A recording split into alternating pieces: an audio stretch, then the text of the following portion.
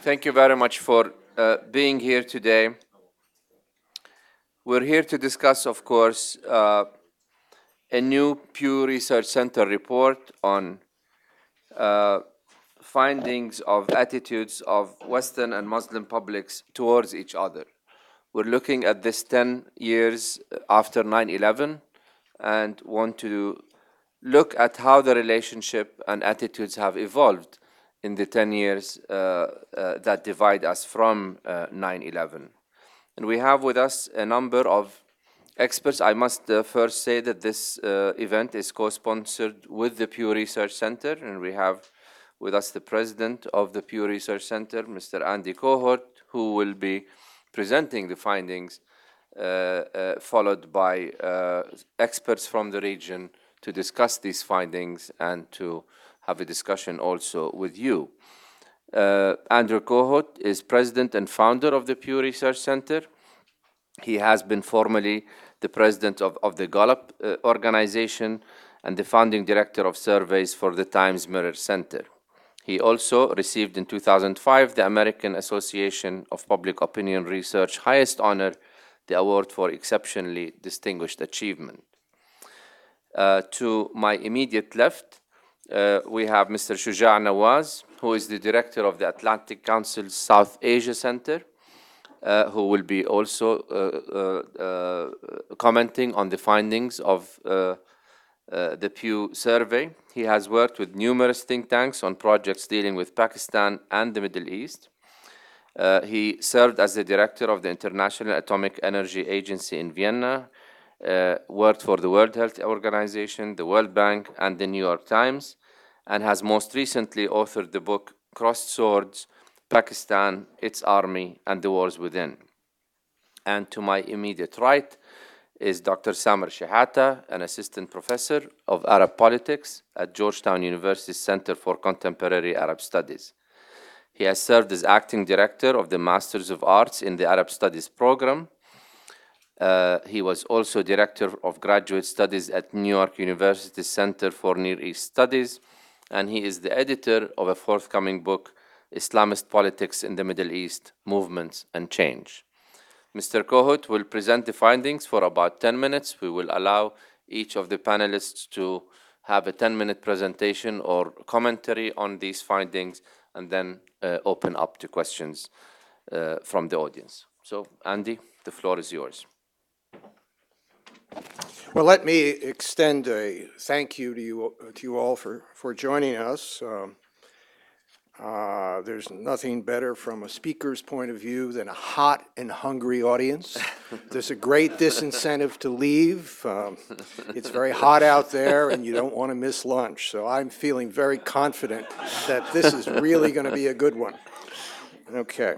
What I'd like to do is first tell you some things about what this survey showed, and then show you a few pictures that illustrate the key findings. 5 years ago, we undertook a survey to examine how Western and Muslim publics viewed each other. Our lead in the report was as follows. Most Muslims and Westerners say that relationships are generally bad. Many in the West see Muslims as fanatical, violent, and as intolerant. Muslims in the Middle East and Asia see Westerners as selfish, immoral, and greedy, as well as violent and fanatical. The timing of that survey followed a year marked by riots over cartoon portrayals of Muhammad in Denmark, I believe, a major terrorist attack in Britain, not to mention continuing wars in Iraq and Afghanistan. Things over the past year have, in 2010 leading up to 2011, haven't been nearly as fractious, at least from a Western point of view. We are winding down to one war. But you know, the lead findings of our survey in 2011 are almost identical to what we found in 2005. They're unchanged with regard to stereotyping and with regard to basic attitudes. Muslim and Western publics continue to see relationships between them as not so good, in fact bad, and both sides continue to hold the negative stereotypes that I described from our 2006 survey. Obviously, given the permanence of these views over this period of time, I think we conclude that these are this is pretty much of an entrenched divide, but I'd love to hear how our panelists and commentators feel about that. Let me start with one chart which shows you who we questioned. In the Muslim nations, predominantly Muslim nations, were Turkey, Egypt, Jordan, Lebanon, the Palestinian territories, Indonesia, and Pakistan. Those are the countries we typically go back to year in and year out in the Pew Global Attitudes Project. We also had a survey of Israeli Arabs. We oversampled them to get an adequate size. In the West, most of the references are between attitudes of Americans, Brits, French, Germans, and the Spanish. But we also have included in the survey, these questions were also asked of Russians and Israelis, and we make some references there. Moving away from the chart for a while, let me just tell you a little bit about what the survey showed, then we can come back to the charts. Now, while there were a lot of similarities between our findings this year in 2006, we did see one thing that is encouraging, and that is a modest thaw in attitudes in the US and in Western Europe toward Muslims. Compared with 2006, a greater percentage of Western publics now see relationships as good. But the Muslims we polled were as inclined to say relationships are generally bad as they were 5 years ago. And as in the past, Muslims express more unfavorable opinions about Westerners than Americans or Europeans express about Muslims. And there's a consistency to that across a number of questions. Similarly, more Muslims associated negative characteristics with Westerners than was the case vice versa. In Jordan, Turkey, the Palestinian territories, Pakistan, and Indonesia, supermajorities used at least 3 of the 6 negative terms to describe Americans and Western Europeans. In contrast, in the West, only in Spain did we find a majority using negative stereotyping with respect to Muslim people. For the most part, Muslims and Westerners finger point about the why to the problems, what's behind it, and which side holds the higher ground on key issues. Muslims in the Middle East overwhelmingly blame, and Asia overwhelmingly blame the West for bad relations. However, while Americans and Europeans tend to blame Muslims, there's more. You see a greater percentage of Europeans and Americans saying, well, the problem rests here. You don't see that in the Muslim countries. The Muslim publics, in this survey, as they did 5 years ago, have an aggrieved view of the West. They blame Western policies for their own lack of prosperity. Fewer Americans or Western Europeans think that it's Western policies which are holding down the economies of the Muslim countries in which we polled in. They point to government corruption, lack of democracy, lack of education, and to some extent, to a lesser extent, Islamic fundamentalism. Perhaps reflecting the Arab Spring this year, in several Muslim and Western nations, more than in 2006, lack of prosperity was identified, lack of prosperity stemming from a lack of democracy rose in the current survey. More broadly, what we found was that in 4 of 6 Western nations, majorities say they have a positive view of Muslims. The exceptions are Germany, where only 45% have a favorable view, and Spain, where only 37% have a favorable view. Both of these numbers are a little bit better than they were 5 years ago. I might add that in Spain, views of Jews are not particularly positive either, and they haven't been for much of the course of the time we've been doing this polling. Muslim views toward Christians vary considerably given the mix of countries that we have here. 96% of the Lebanese Muslims express a positive view of Christians, and that's not surprising given the Christian population there. Narrow majorities of Jordanians and Indonesians also give Christians a positive rating. But not so in Egypt. Just 48% say have a favorable view of Christians. And in Pakistan and Turkey, very few indeed, 16 and 6% respectively, have a positive view of Christians. Now, there is one point of consensus that comes out of this survey between Muslims and Westerners, and that is they share concerns about Islamic extremism. Solid majorities across US and Europe and Israel are concerned about this in their country, and solid majorities in Palestine, Lebanon, Egypt, Pakistan, and Turkey express the same worries. I'll just add a few other findings and then show you some slides. A decade later, most Muslims in the nations we surveyed say they don't believe that a group of Arabs carried out the 9/11 attacks. In fact, there's no Muslim public in this survey where even 30% of Arabs accept this notion that it was Arabs who carried out this attack.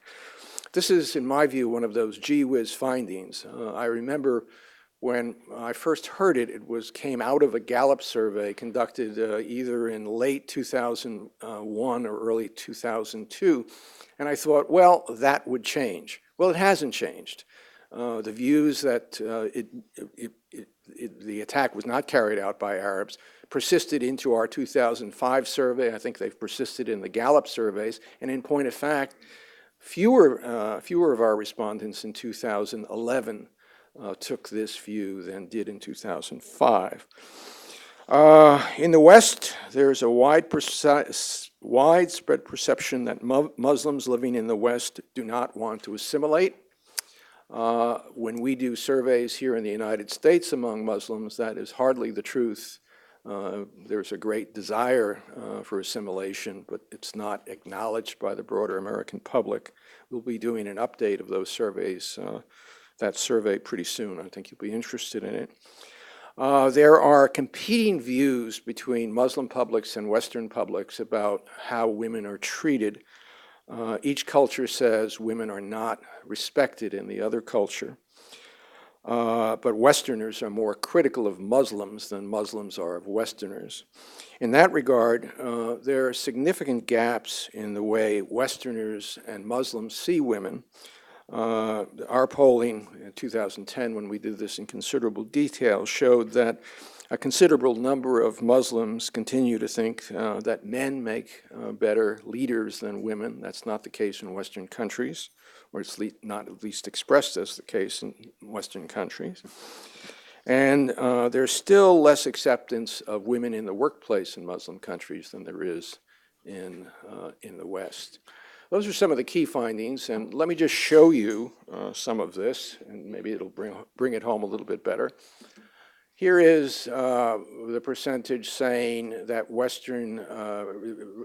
that relationships between the two peoples are bad, and as you can see, it declines by 15 points in Russia from 53 to 38, and it's down in Britain, Germany, the US, marginally in France and Spain. It's down significantly in Indonesia. This is part of what I think is the Obama effect. Indonesians are much more positive about America and many things Western since Obama was elected, but you can see there's not much change in Egypt, Jordan, and in fact in Pakistan, not too surprisingly, given what other surveys show, there's a 20-point jump in the numbers saying that relationships are bad. Who's to blame? In the West, it's mostly Muslims are to blame, but significant numbers, 26, 29% in Britain and the US, and 27% even in Russia, say it's Western people. In the Muslim countries, very little mention of Muslims to blame. It's mostly Western people, and significant numbers volunteer it's Jews. Here are the characteristics that I mentioned when I started the talk. 68% of the Muslim respondents, this is a median average across a lot of countries, say that Muslim Westerners are selfish, 66% violent, greedy, immoral, arrogant, fanatical. Wow. Just 44% respectful of women, and small percentages saying positive things such as honest, tolerant, and generous. Western views are negative with respect to violence and fanatical, but they're not nearly as negative as are the Muslim views. And in fact, I could just leave it at that.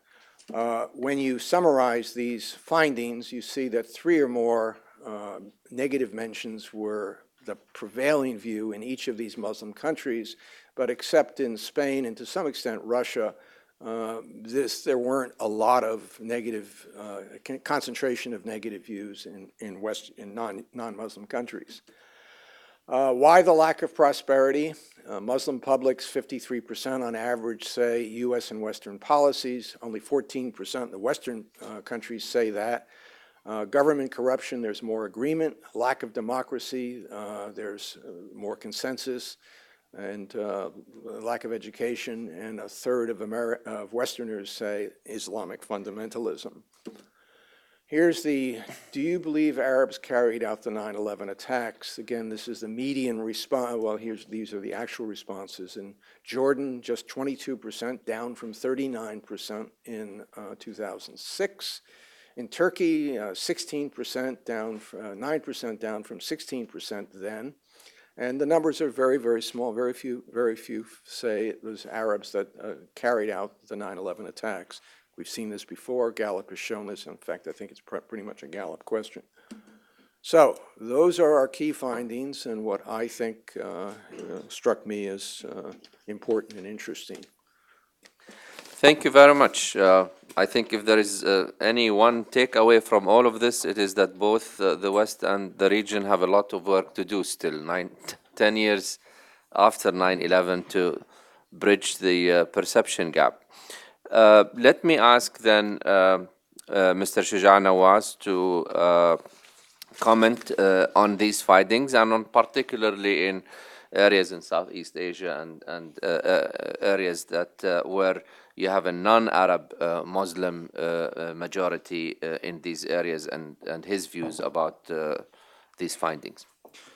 Thank you very much, Marwan, for inviting me here, and thank you, Andy, for the presentation and for co-sponsoring this. I'm a great fan of the Pew surveys, the reason being that they give us a very steady trend line against which we can measure things over a long period of time. But I've also felt that there are areas where the surveys could go into some depth to help us understand the reasons behind the results. And so what I will try and do is raise some of these issues arising from this survey, and then, if it's okay, pick up on a few points that Andy made about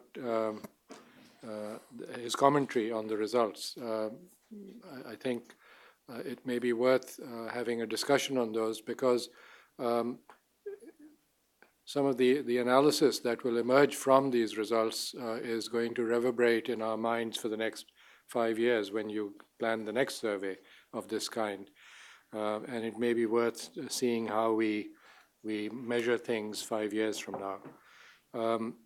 This is, I feel, an extremely important survey because it establishes these trends, the so-called permanence of views that Andy identified. But it's even more important to understand the reasons behind it, because in many ways, when you look at this survey and others, you discover that the value system, whether in the West or in the Muslim world, is more or less the same. What people want is more or less the same. What they want for themselves and their families is more or less the same. And I'll come to some of those when we look at a few specific examples from this survey.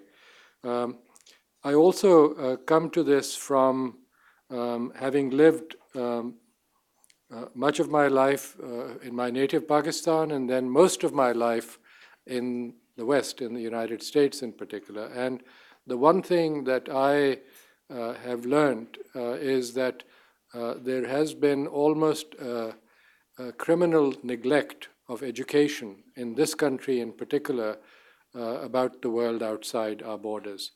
The fact that geography is one of the weakest subjects in this country never ceases to amaze me, because for a country of this size and this power and this global presence now, for people in the United States not to know where the rest of the world lives or who lives where is quite appalling.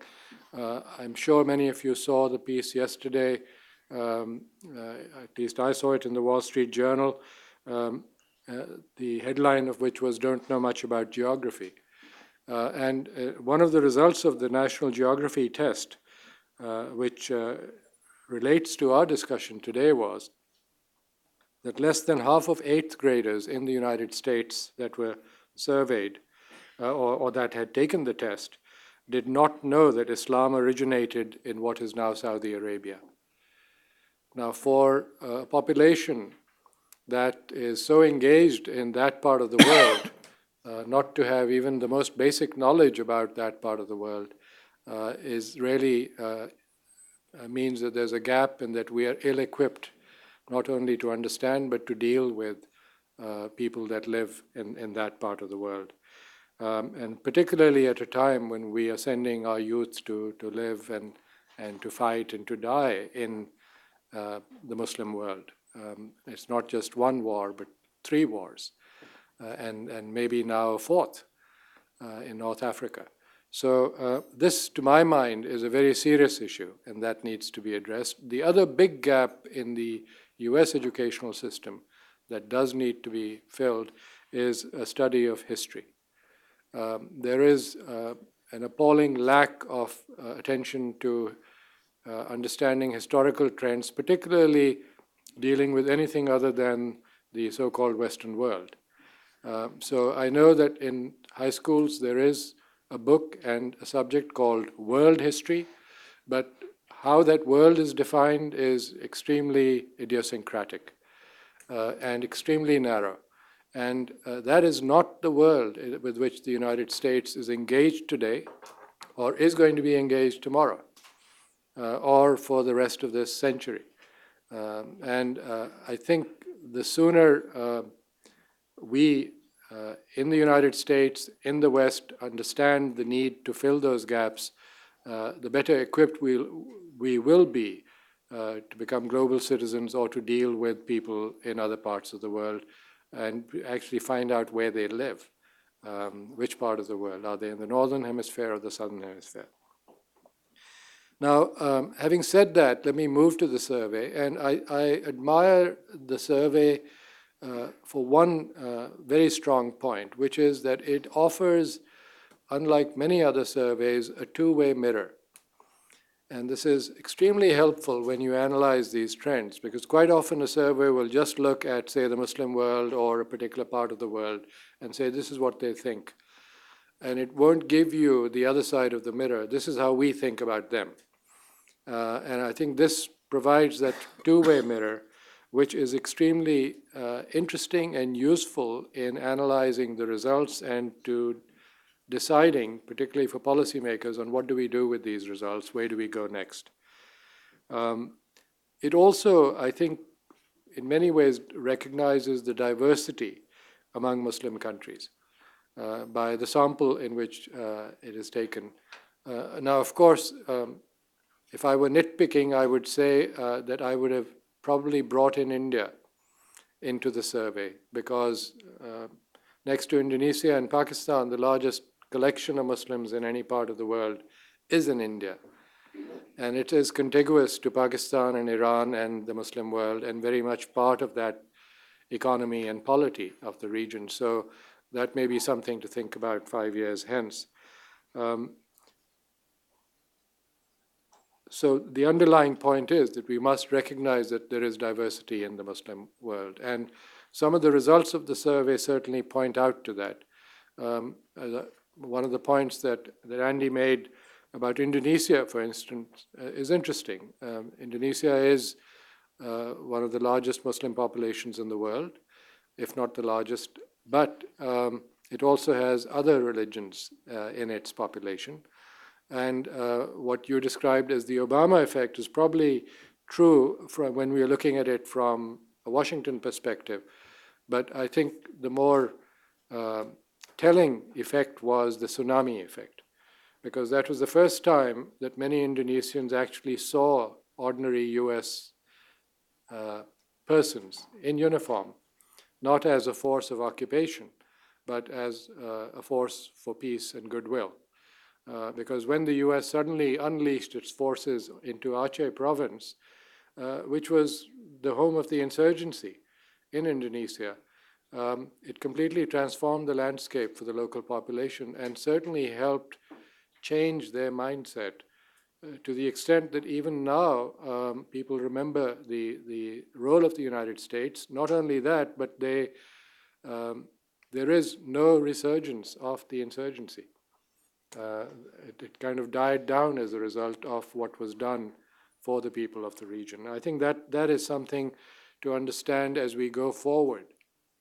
In Pakistan, for instance, in 2005, when there was a devastating earthquake, the US was the first to go in and brought in helicopters, Chinooks, Angels of Mercy, they were called in Pakistan, from Afghanistan, from the war. The MASH units that were set up were treating people. And when the surveys were done following that, immediately US popularity spiked in the country. But then, because the US was dealing with an autocratic ruler in Pakistan, General Pervez Musharraf, he did not want to be sidestepped in any way or overshadowed by this popularity of the US. He immediately ordered that the MASH units and the US presence should be dismantled and removed so that things could go back under his control. And the US obliged. And then the US popularity faded. But last year, when there were enormous floods in Pakistan, the one country that was first in with the largest amount of assistance to Pakistan was the United States. It's very unfortunate that the US didn't make more of it in terms of informing the people of what they were doing. But there was, again, large-scale contact with ordinary Americans wearing uniforms, not carrying weapons, but dropping, instead of bombs, dropping bags of wheat and rice and other foodstuffs onto the population. So it's the nature of the engagement that quite often colors these views. So what I would like to test is my hypothesis that one of the overwhelmingly negative stimuli for the people in many parts of the Muslim world is not their knowledge of or contact with or influence of the US population. It is really a reaction to US governmental policies and actions which affect them or which affect other parts of the Muslim world, which their opinion leaders then use in order to inform them and to rouse them or to get them together for whatever local purposes. And most politics being local, they will use this to the best of their ability to gain some advantage over others. And the US, being a very large target, provides instant gratification for these leaders. You know, it has offered any number of opportunities for criticism. So the questions that I would like answers to is the US backing autocratic rulers?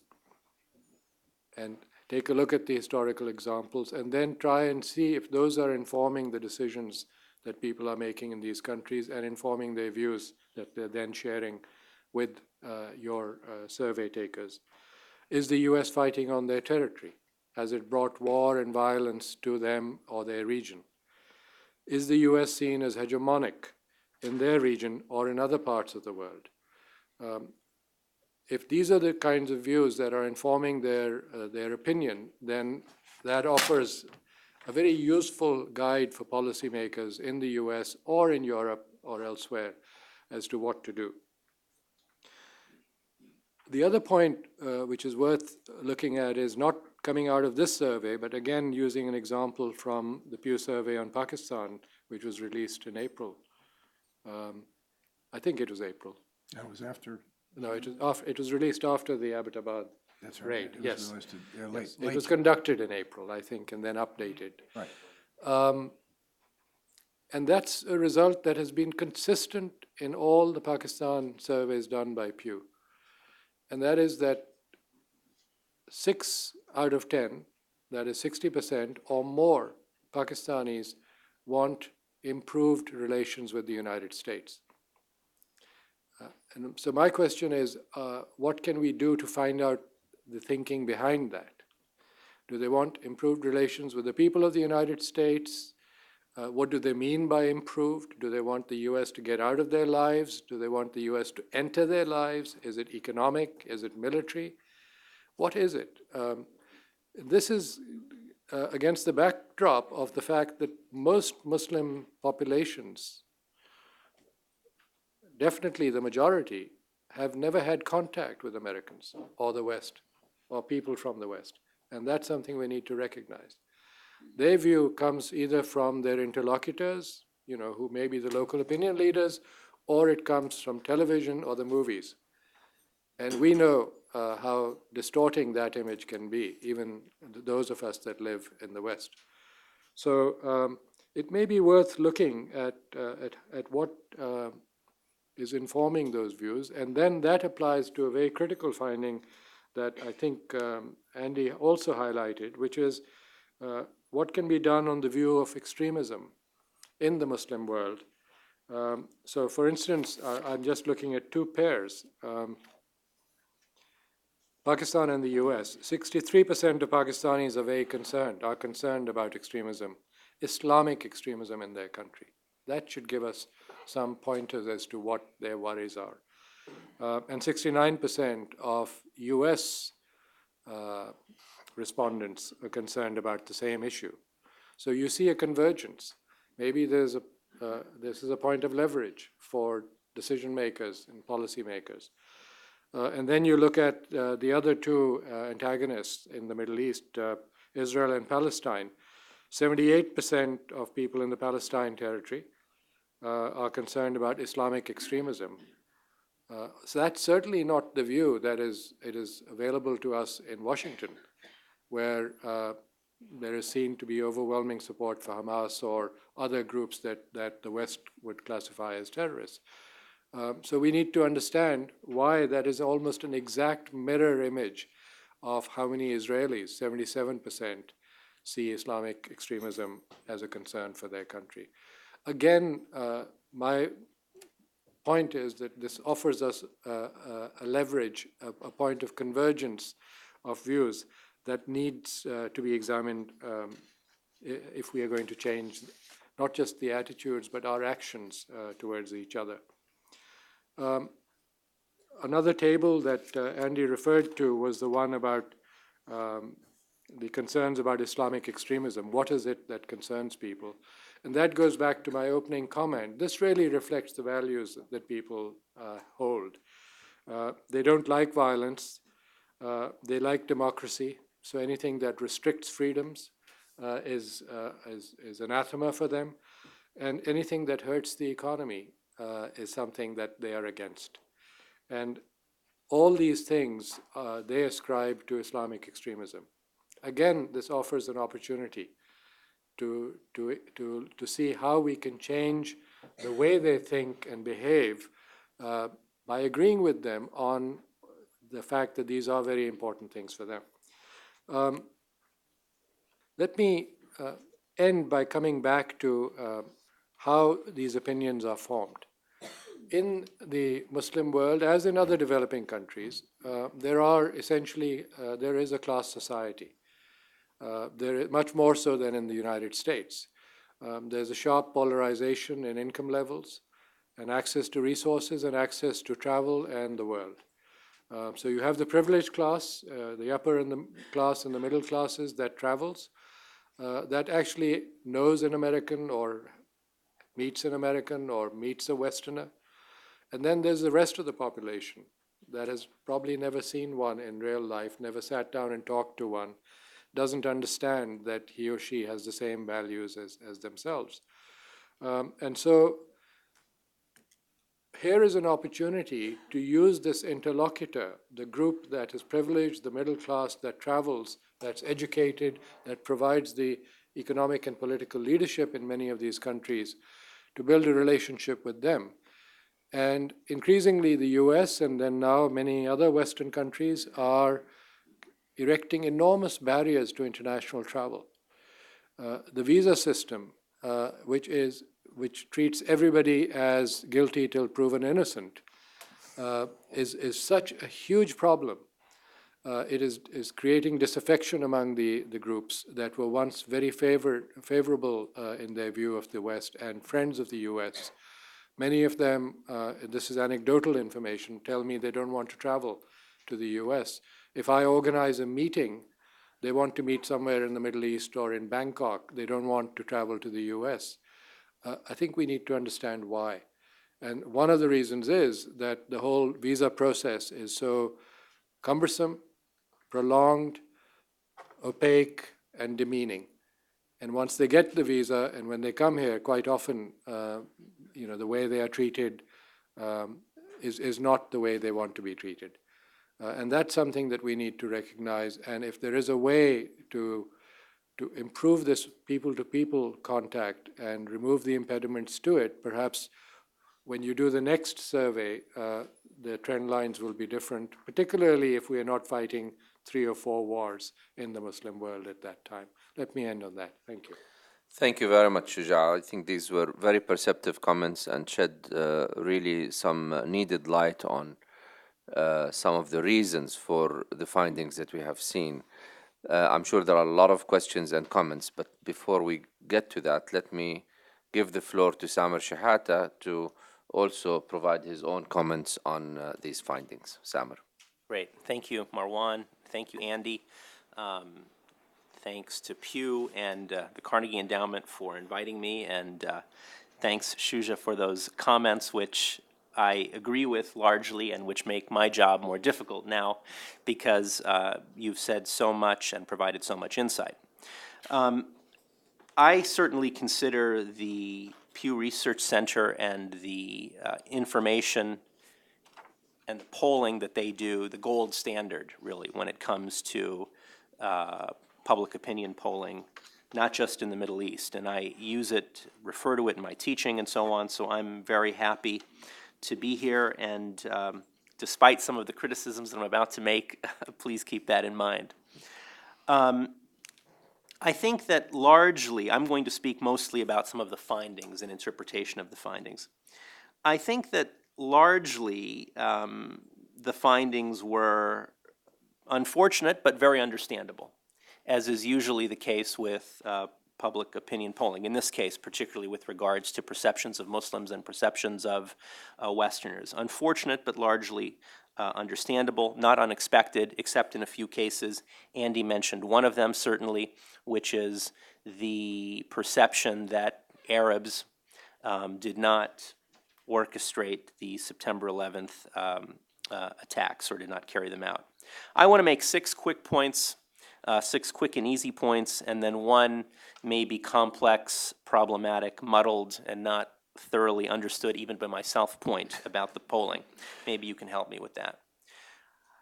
The first point is, why should we expect Muslim-Western tensions to wane, right, from 2006 to the present, or Muslims' assessment of the West to improve? I mean, if the assumption is that the primary drivers of opinion of the West, or of the U.S. in particular, and of course this is quite an important difference, right, because I think perceptions of the French are probably different than perceptions of the United States, or I should say the French government. If U.S. policy or Western policy more generally are the primary drivers, in addition to discourse, representation, images, in some cases legislation about Islam and Muslims, then why would we expect tensions to wane? In the last few years, since 2006, we've had, of course, the New York mosque controversy, which has been very well covered, at least in some of the Egyptian press that I follow. We've had the burning of the Quran scandal. We've had the Gaza war in 2008, 2009, and the blockade of Gaza and the U.S. position with regard to that. We've had, of course, the Israeli government's continued settlement expansion and the perception that the United States has been either unwilling or unable to prevent that. We've had, of course, in a way, an escalation of the war in Afghanistan. We've had continued, or possibly increased, I don't follow this daily, drone strikes that kill Afghan civilians and Pakistani civilians, and I would imagine Yemeni civilians in some cases. We still have thousands of troops in Iraq, even though that number has been decreasing.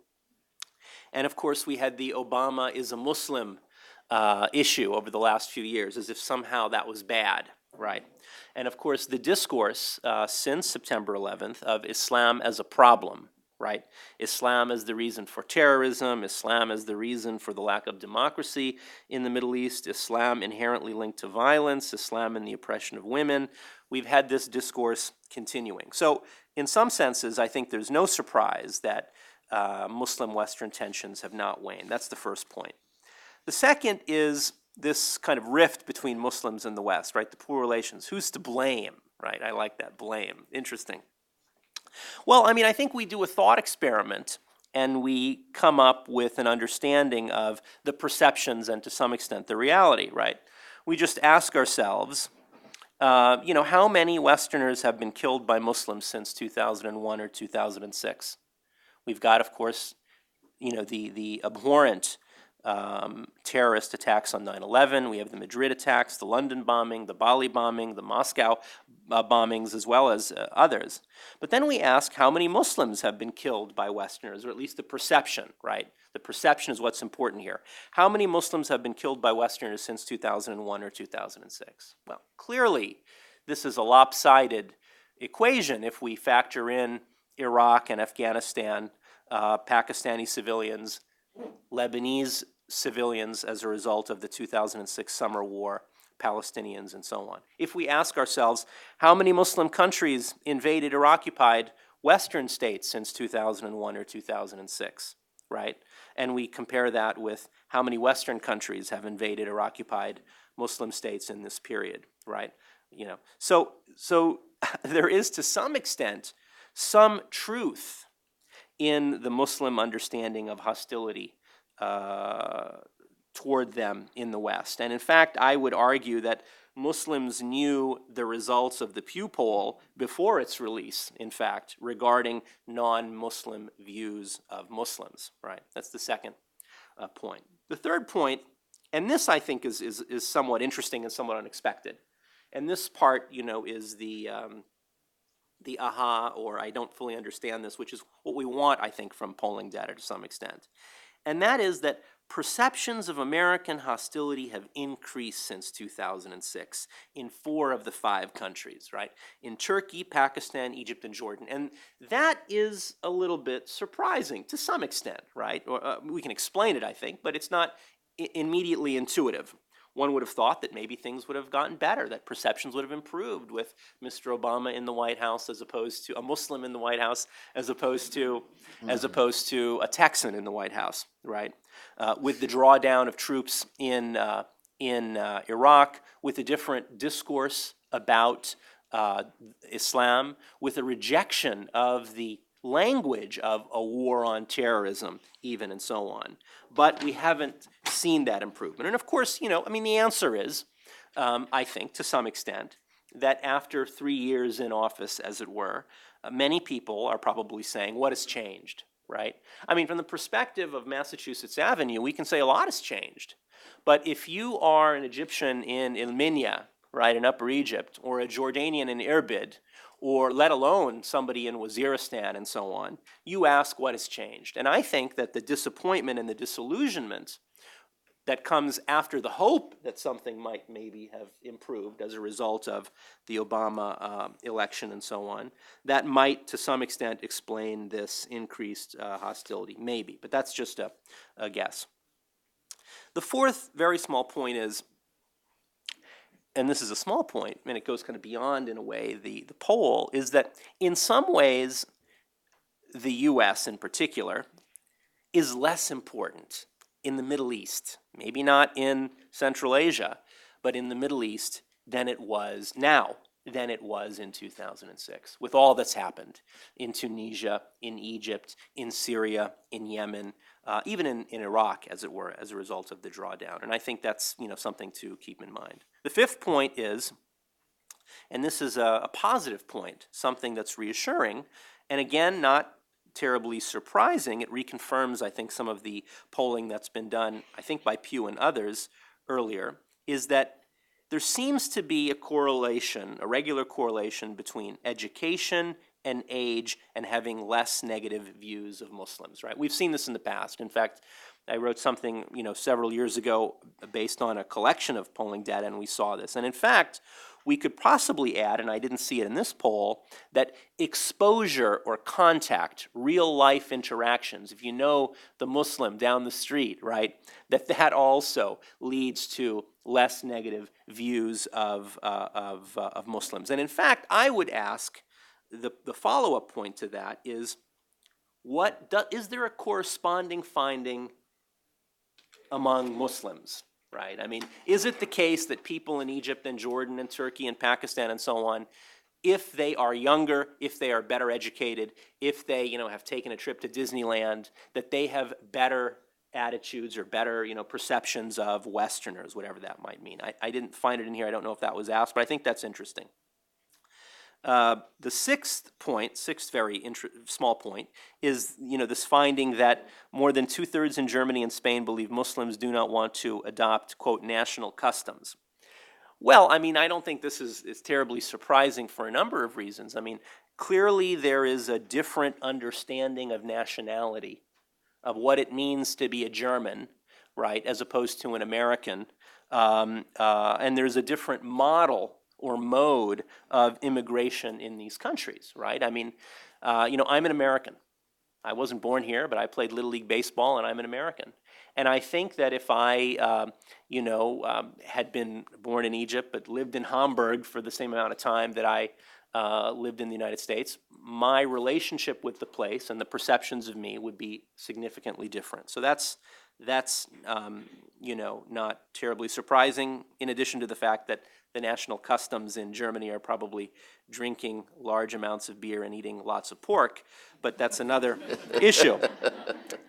The last point, and the most complicated point, and I myself don't understand this, in addition to liking David Hasselhoff, right? So with the Germany. So the last point, and again, I apologize for not being clearer with the presentation of this point. I think it's a complicated point. It's an epistemological point about the polling, right?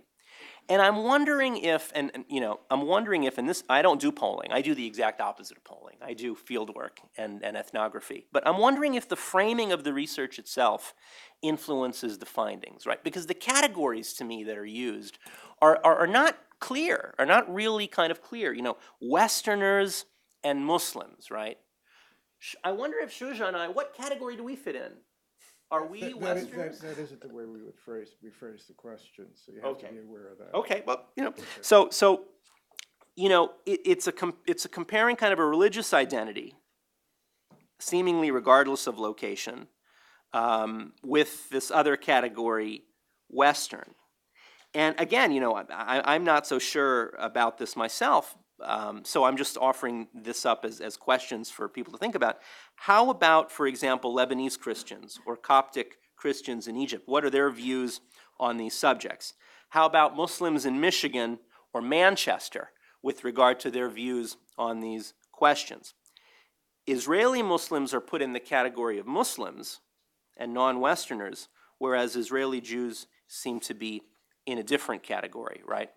How about Israeli Christians? In other words, if the response of Israeli Muslims and Israeli Christians were very similar to a number of the questions that were posed, that would tell us that religion isn't the significant factor, right, in determining kind of the outcome, and so on. I mean, in another way of putting it is, why is Israel classified as a Western country? Why is Russia a Western country? It's not terribly clear to me. What would the outcomes be if we asked Americans their views of Russians, right? or the British their views of the French. And another way of putting it is, and this is kind of related, not exactly, or let alone the question of Muslims in France and Muslims in Britain, a significant part of the population in France. How are they factored into this, and does that complicate the categories to some extent? And then, just one last point about the question of, who is responsible for the lack of prosperity, right? And how the Muslims blame the West and so on. I would ask, it would be really interesting to find out, if we ask the question to people living in African countries, right? What would their answers be if the question was, who's responsible for the lack of prosperity? Would it be as a result of, colonialism and imperialism and so on, that they would be likely to answer that a large percentage of them would kind of blame the West, as it were, for the lack of economic prosperity? And in fact, I would argue that some of the events that we've seen in the last 6 or 7 months in the Arab world, in Tunisia and Egypt and Syria, the great Arab revolt, as it were, is an indication in real terms that people in the region are blaming their own leaders and their own governments for the plight that they are suffering, and are taking matters in their own hands. So that, I think, would complicate things. Just the last thing is, I wonder if including, again, India, not only India, but China and Brazil also in this survey would complicate matters significantly. Anyway, I'll stop there. Thank you. Thank you so much, Samer, for another very insightful presentation. And I think where you point out also the needs for some comparative analysis, maybe among the groups themselves. Before I open it up, I would like just to pose a question to all of us, maybe, and the panelists are welcomed either to answer it now or after we open up the floor, which is the effect of the Arab uprisings, the possible effect of the Arab uprisings on these polls. I know the polls were conducted this spring, so I'm not sure how much we can take. Not much. Yeah, not much, I'm sure, although we have sort of seen some improvement in Westerners' attitudes towards Muslims. And I just wonder whether that is partly due to the Arab uprisings. In other words, the question I want to answer, maybe to pose, maybe not for this survey, but for future surveys, is, have Arabs been sort of more humanized in Western eyes because of the Arab uprisings? Does the West now look at Arabs in a more human way, thinking that they're more like the rest of us as a result of the uprisings, or is that not the case? I think that would be a very interesting sort of question to find out in future surveys that we conduct. Let me open up. Excuse me, could I just address these questions? Sure. I mean, there was Please, a fair please. number of points made, and I think I need to You, address some of them. you're absolutely right. Okay, first of all, with regard to epistemology, which I haven't studied since I was at a Catholic university, actually, the framing was different for different questions, and deliberately so. The Westerners were described as Americans and Western Europeans, but some of the questions took on religion itself. In Muslim countries, we asked, how do you feel about Christians? How do you feel about Jews? And in Western countries, we did these same things. So we have a way, I think, of teasing that out. I think you're absolutely right about the difficulties in understanding. There's a different view of nationality in these countries, and we see it when we interview American Muslims. It's quite different than the way Muslims in Germany and even Britain look at things. We do know something about the effects of education and age. In the United States, there are education and age correlations. In the Muslim world, we've been unable to unpack the numbers. We've tried very hard. We do see, though, some impact on exposure. When you talk to people in the Middle East who have friends and neighbors here, or contacts here, it makes somewhat of a difference in attitudes toward America. The other thing I would make is, with respect to your response, is I think you're absolutely right about why about raised expectations being higher, and then initially with respect to Obama, then subsequently being dashed a bit. We saw Obama's numbers in the Muslim world as not great in 2009, but considerably lower in 2010 and in 2011, and expectations have been dashed. As to why did we expect this? Yeah, we did expect it, but that's not a reason not to do the research. We do surveys to find out what is the robustness of these attitudes if we're not expecting change. And secondly, we did in point in fact find some change. We did find change among Western attitudes. So that's that. The points with, I agree with an enormous amount of this. I'm just trying to address a couple of the things that I think need some clarification. With respect to India, polling Muslims in India, it's not possible. We have great difficulties in doing surveys about Muslim issues among Muslims in India. The government doesn't like it. Other organizations or polls done there have sometimes led to arrests over this issue. There are many places in the world where it's difficult to do surveys. Surprisingly, India is one of them when you're surveying about Muslim issues. As to the tsunami effect and the impact of aid with respect to the earthquake in Pakistan, we did see what you described, not as dramatically as you described it. The trend in Pakistan, in Indonesia with respect to rating the United States positively is pre-Bush 50%. The United States invades Iraq. In Indonesia, the numbers go to 15%. We come to the aid of the Indonesians in response to the tsunami, it goes to 35%. And it stays there. It never gets quite back to 50%. But Obama gets elected and it goes to 60%, even higher than it was prior to President Bush, which is not to say that your issues with respect to the insurgency are not so, but talking about broader public opinion. In Pakistan, we saw the same little bump up in response to coming to the Pakistani aid in those horrible storms and earthquakes. I agree completely that understanding that Westerners and Muslims and people all around the world, irrespective of place or religion, have a lot in common, and understanding the bases of which of their common beliefs really can shed a lot on this. And also the general view, which I think both of the discussants made, is a lot of this is not about, even though people are responding about people, they're really responding to their perceptions of their governments and to the perceptions of their leadership as people.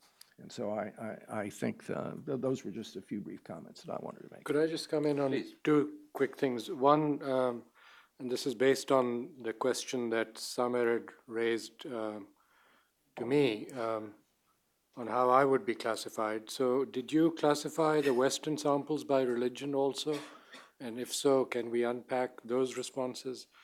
And the other one was a response to a question that Samer asked about pairings, attitude pairings. And I think, and that Pew has done surveys where you pair US views of France and vice versa. And I think those sometimes are very hard to find on your website, the data. So that may be a point to look at. But when I look at a lot of these numbers, I try and actually compare them to, what do the French say about the US, and how does that compare with what Pakistanis say about the US? No, that's all. That's all there. But so it is there, and it's something that's quite useful. good. Samaru, did you want to say anything? All right, let's open it up. We do have a full room, so I would please urge you to have a very short question and certainly to identify yourself before you ask the question. Please wait for the microphone so we can capture all of this on TV. Yes, please.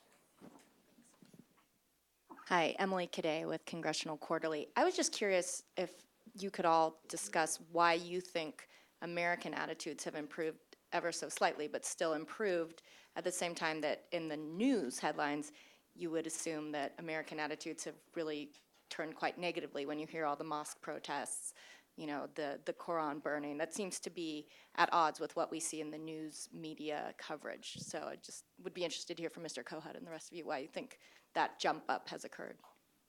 Okay, we're going to take questions in groups. Yes, sir.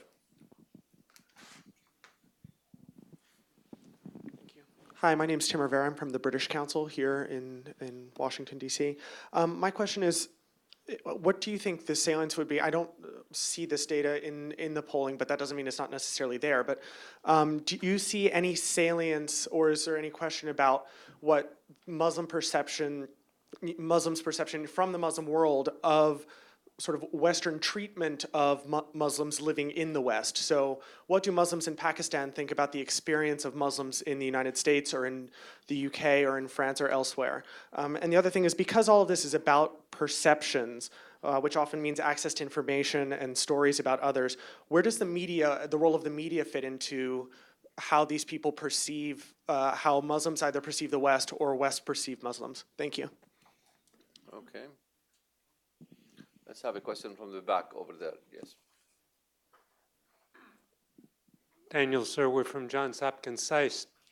This finding about 911 is terribly striking. Have you sat down and talked to people about what they do believe about 911? What lies behind this? One more question. Yes, sir, over there. Oh. You, sorry. That, okay, we'll get to you. That's fine, that's fine. Sorry, Go ahead, please. Zach Smith, Al Jazeera, Arabic. My question is on Muslim perceptions of Western Europeans and of Americans. When the question is framed, do you find often that Muslims immediately associate Westerners with Americans, or do they associate Westerners with the broader swath of countries that you identify? And if they do associate them with different countries, is there a difference in how Muslims perceive Western Europeans and how they perceive Americans? Thanks. Okay, let's try to answer this set of questions before we move to the second one. Andy, would you like to take the first go? As to why American attitudes have improved a bit, I think that even though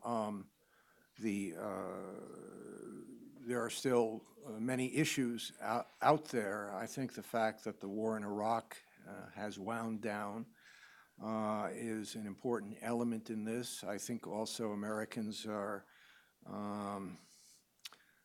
have become more accustomed to the state of affairs between America and Muslim countries and Muslim peoples. As to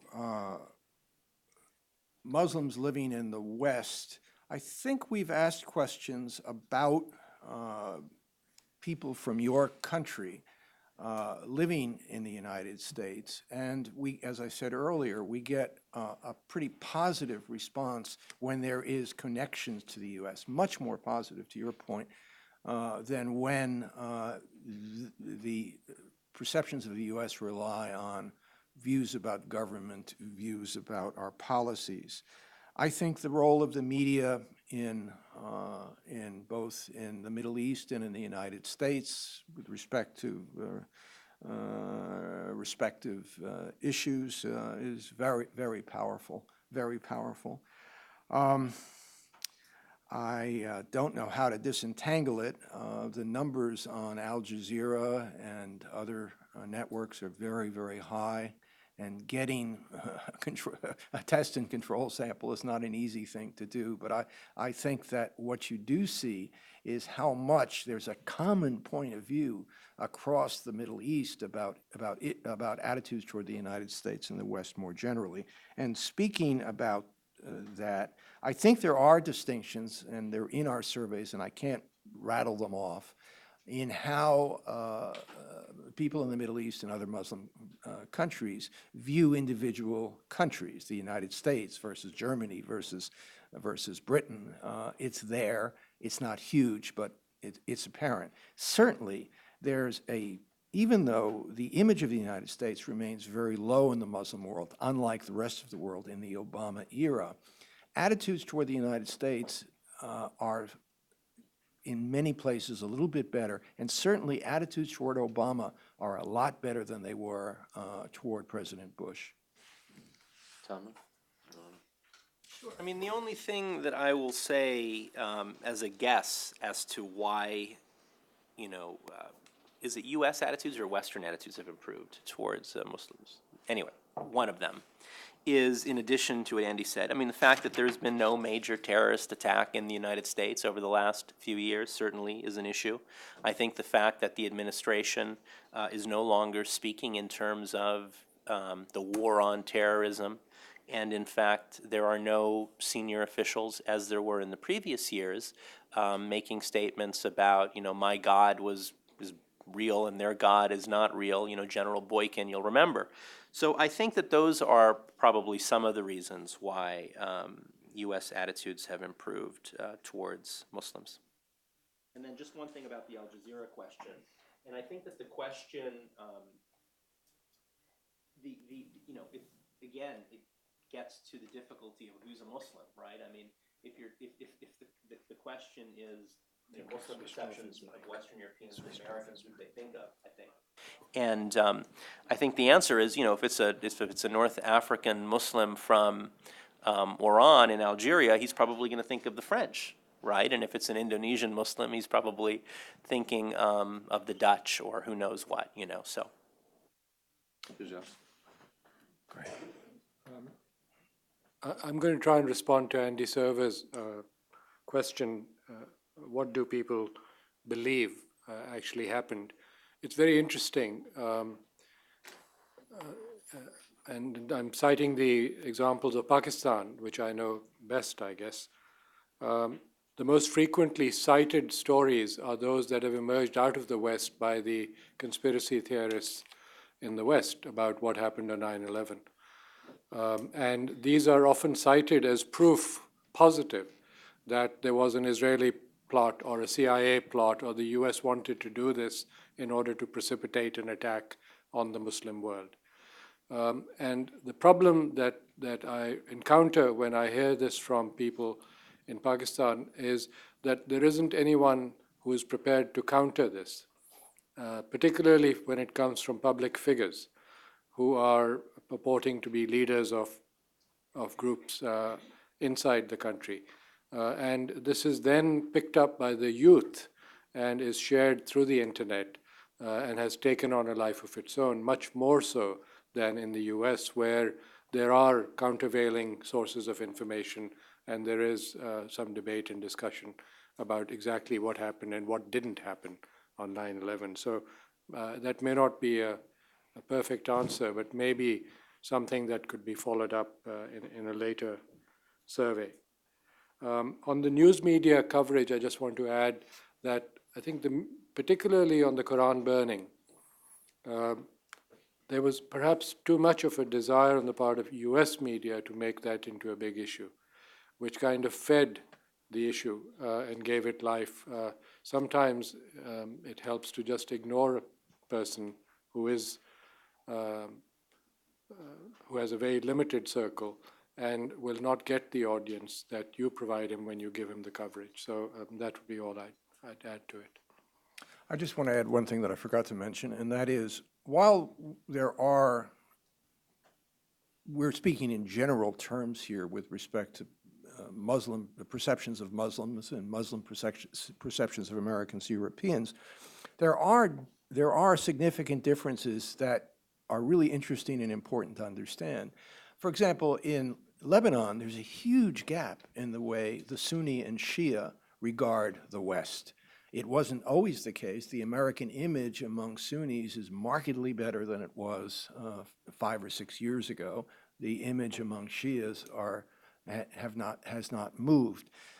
Similarly, in Africa, where the United States is very well regarded and has been consistently well regarded, the Muslim minorities in many African countries don't have the same negative view of the United States that you see in the Middle East and in parts of Asia. So we're talking in generalities, but if you look deeply into what we've done, there are plenty of signs, too, of reasons to expect that things can change in a fair amount of variation. I forgot one point, Marwan, which I do want to make. This was referring to something that Andy said in his opening comments, and this may be correct, that there is a strong perception in the Muslim world that men make better political leaders. But there needs to be unpacking of this, particularly for South Asia, where two of the leading Muslim nations in South Asia, Bangladesh and Pakistan, have had female leaders. And it may be interesting to see why that's the case, why people who would be expected to consider men to be better leaders are prepared to elect female leaders. And one hypothesis may be that they want change, and they want an opportunity for anyone who can change their lives, and somebody that can speak for the disaffected, the people that are lacking a voice, that gives them voice. So it's no different than anybody in the West or in Africa or in Australia. Okay. Please. Yes, please, please. Well, we're recording this, so it's... Hello, my name is Nasima Noor. I'm with Interpress Service, and I was actually a little bit surprised also by the list of countries covered. I was wondering why there wasn't a Persian Gulf country, and in addition to that, I thought as Mr. Kohout mentioned, the overrepresentation of Palestinians might have swayed the data, not just because of Israeli Muslims and then the Palestinian territories being the same group, but also Jordan, where the majority of the population is Palestinian.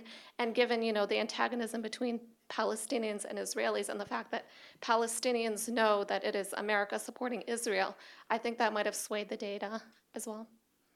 Okay. Please.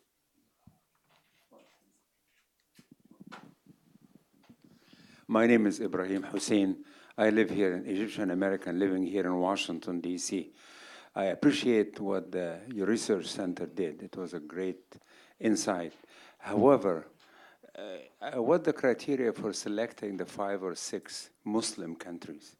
And I would have loved, along with what you said, I'd love to see what attitudes they have in Iraq after having American presence for the last 10 years, or Afghanistan. I mean, in these countries, I would love to see, and more important, I'd like to see the attitudes in Saudi Arabia, which is the source of many extreme views about Islam. Okay, some in the back. Yes, sir. Yes. Here.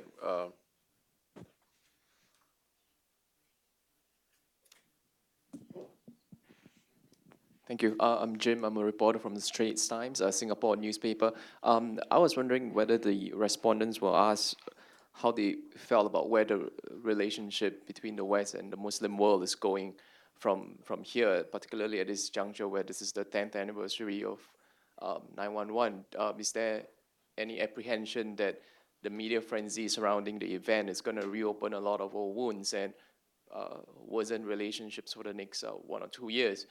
And if the question was actually not asked, I was wondering if the experts would care to give their take on where they see the relationship going. Thank you. One more question. Yes, ma'am. That lady has the microphone already at the back. Sorry? Oh, she does. Okay, fine. Sorry about that. Imani Franklin with the Department of State.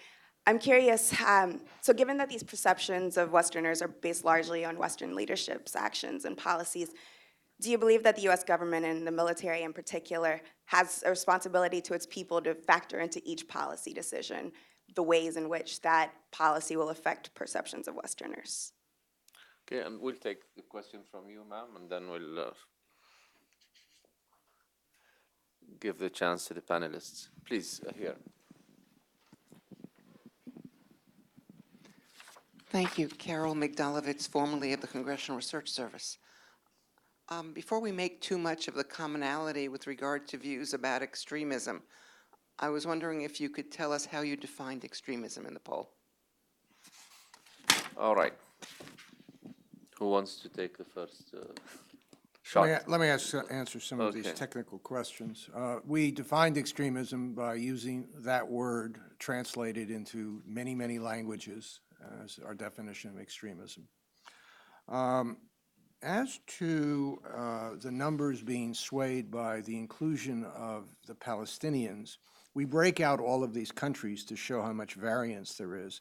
And then when we make summaries, now I'm going to take you back to your math classes, we don't use means, which would weight up extreme answers. We use medians, which will give you a more, an expression of central tendency, which is less subject to the intense variations across countries. But there is a breakout. I mean, I just did a quick summary because we couldn't go through all of it. There's a breakout of all of the responses from all of these countries. As to criteria for selection of countries, we have been unable to work in the Gulf with the freedom that we require, and it's just, we just can't do it.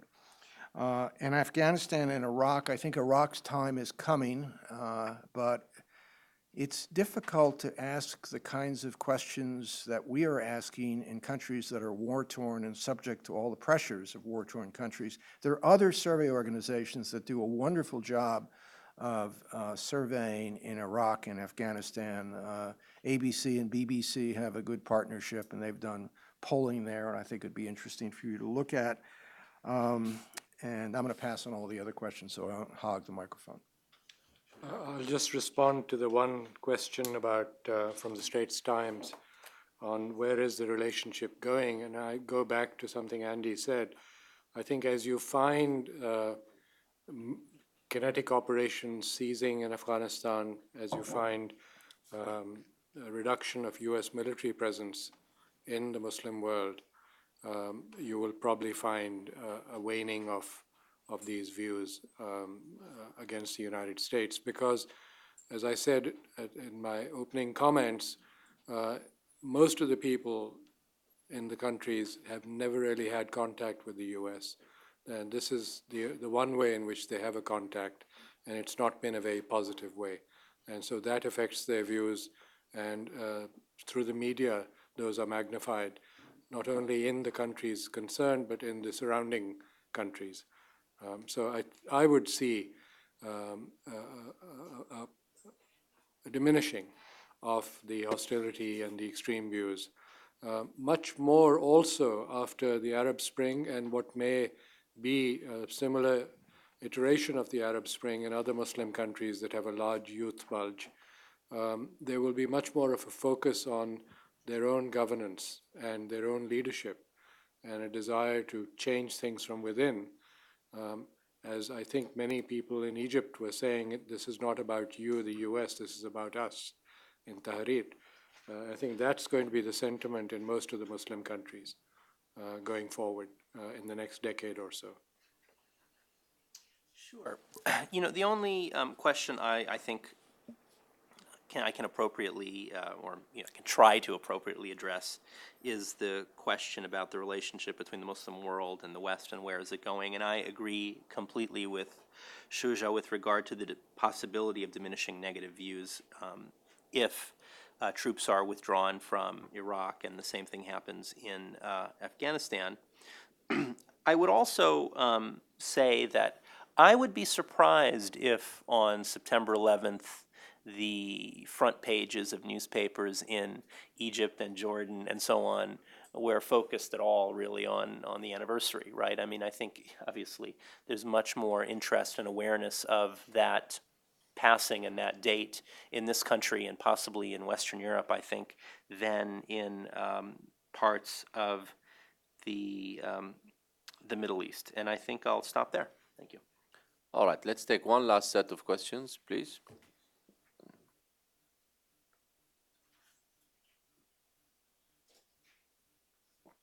Thanks. I'm Garrett Mitchell, and I write the Mitchell Report, and I want to pose a question. I think it's probably one best asked of Andy, but I'm interested in other perspectives on this.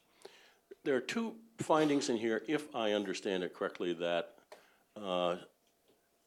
seem to provide some interesting territory to explore. The first of which, if I got it correct, Andy, is the notion that there is a, as you, I think, described it, a sort of fixed Arab point of view, Muslim point of view about the U.S. as being the source of its problems.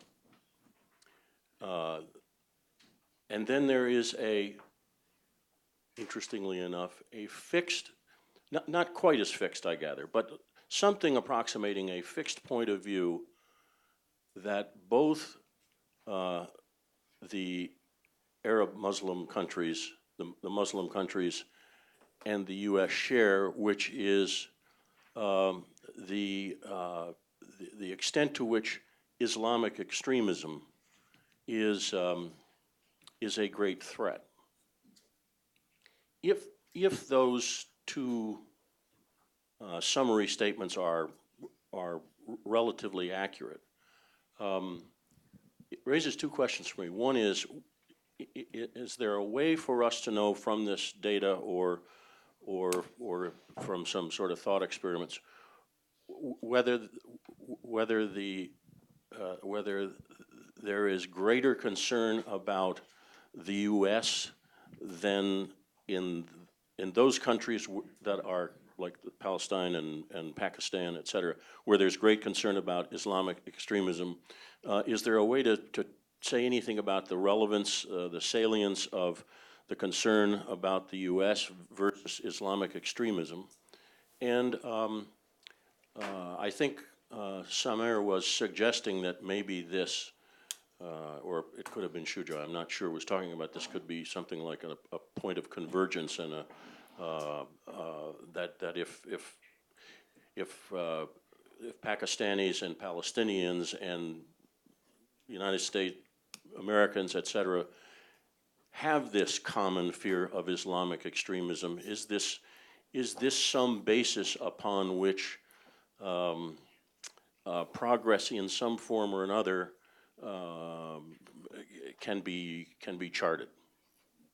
Okay. Over there. Hi, my name is Raghd Al-Miligi. I'm a student in Georgetown, Qatar, and currently an intern at the National Council on U.S.-Arab Relations.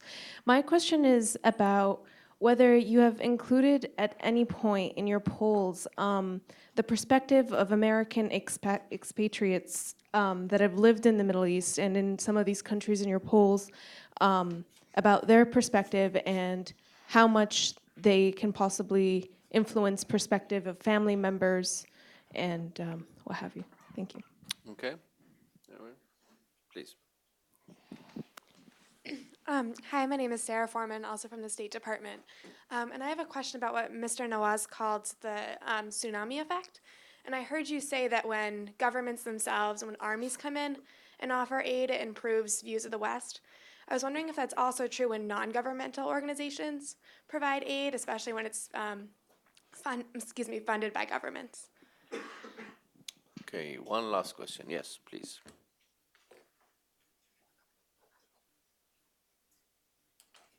Hi, my name is Juria Badani. I'm with the Project on U.S. Relations with the Islamic World at the Brookings Institution. And my question is really both for Shuja and for Samer, which is, I think for so long, the primary lens by which the Muslim world has really viewed the U.S. has been through the Israeli-Palestinian crisis, just generally. And I would ask now, sort of as we're approaching 8 years, almost 9 years really, of the invasion of Iraq, and of course with the war in Afghanistan, if your opinion would be like that has now been the lens by which this relationship can be primarily viewed. Thank you. Start with you, Samer. Sure. I'll answer the question. I'll make 2 points that aren't related to questions. I think they're important points. One is very obvious, and that is that, the U.S. is the dominant power in the world. It is the unrivaled hegemon, at least today, might not be the case in 20 years or so, economically, politically, culturally, and militarily. And of course, there's going to be resistance, right, and some hostility towards that position that the U.S. occupies, especially if it intervenes in people's lives and countries and so on. The second point isn't so obvious, and I think it really is worth thinking about, and it's something we haven't talked about today, and that is the NATO bombing of Libya. It is fascinating to think that, and this might have changed in the last 3 weeks, but as of 3 weeks ago, this was correct. We have a Western military operation against an Arab Muslim country. And as of 3 weeks ago, there was had not occurred one significant demonstration in the Arab world against that operation. And in fact, you can find Libyan flags in Tahrir in Cairo. Yusuf al-Qaradawi, one of the most influential Muslim scholars in the world, called for the assassination of Gaddafi, then responded to Gaddafi's allegations that the NATO bombing was a Western crusader effort and said, no, it is not, and so on. And I think this gets at the complexity, to some extent, of the situation and perceptions. Here we have Western NATO intervention, yet we don't have hostility from the Arab world and the Muslim world as a result of that because of the specific context of what's going on. With regard to the question, just very briefly, no. I think still the primary lens through which Muslims generally view the United States, whether it's Indonesia or Malaysia and so on, is Palestine.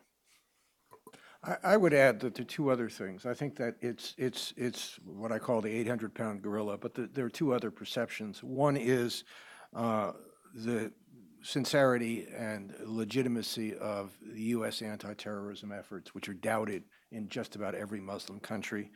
And secondly, troops in the Middle East. These are the things that are the fixed points in